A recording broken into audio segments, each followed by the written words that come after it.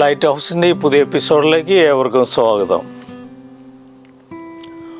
ഒമറിൻ്റെ ലക്ഷണമൊത്ത കുതിരയെ എങ്ങനെയും സ്വന്തമാക്കുക എന്നതായിരുന്നു അയൽക്കാരൻ്റെ ആഗ്രഹം. പകരം പലതും നൽകാമെന്ന് പറഞ്ഞിട്ടും ഒമർ വഴങ്ങിയില്ല. അയൽക്കാരൻ ഒരു സൂത്രം പ്രയോഗിച്ചു. ഒമർ വരുന്ന വഴിയിൽ അപകടത്തിൽപ്പെട്ടതുപോലെ കിടന്നു. ഒമർ താഴെ ഇറങ്ങി അയാളെ എടുത്ത് കുതിരപ്പുറത്തിരുത്തി. പെട്ടെന്ന് അയാൾ കടിഞ്ഞാൻ കയ്യിലെടുത്ത് കുതിരയെ ഓടിച്ചു പോയി. ഒമറിന് പിന്തുടരാൻ പറ്റാത്ത അകലത്ത് എത്തിയപ്പോൾ അയാൾ കുതിരയെ നിർത്തി അഹങ്കാരത്തോടെ ഒമറിനെ തിരിച്ചു നോക്കി.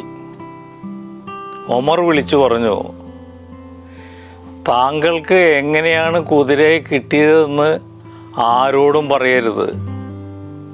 അതറിഞ്ഞാൽ യഥാർത്ഥത്തിൽ അപകടത്തിൽപ്പെടുന്നവരെ പോലും ആരും രക്ഷിക്കില്ല. സ്വന്തമാക്കുന്നതൊന്നും ആർക്കും സംതൃപ്തി നൽകാറില്ല. അവ താൽക്കാലിക നിർവൃത്തി മാത്രം സമ്മാനിച്ച് കൂടുതൽ ആഗ്രഹങ്ങളിലേക്ക് അന്വേഷണത്തിലേക്കും നയിക്കും.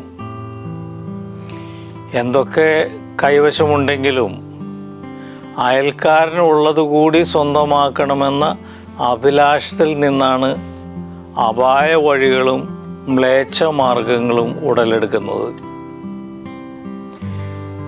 കൃത്യമായ ഉപയോഗം പോലുമില്ലാതെ അന്തസ്സിൻ്റെയും ആഡംബരത്തിൻ്റെയും പേരിൽ വാങ്ങിക്കുകയും നിർമ്മിക്കുകയും ചെയ്യുന്നവയെല്ലാം ബാധ്യതയാകും.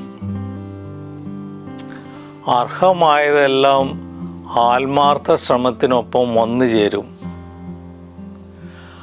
ആഗ്രഹിച്ചതെല്ലാം നേടാൻ വേണ്ടി എന്തൊക്കെ നഷ്ടപ്പെടുത്തി എന്നതും പലതും നഷ്ടപ്പെടുത്തിയതിലൂടെ എന്തൊക്കെ നേടാൻ കഴിഞ്ഞു എന്നതും ജീവിത നിലവാരത്തിൻ്റെ മാറ്റുരയ്ക്കും. ഒന്ന് താഴ്ന്നു കൊടുക്കുക. കീഴടക്കിയവരെല്ലാം കുറച്ച് കഴിയുമ്പോൾ തനിച്ചിരുന്ന് ആലോചിക്കും.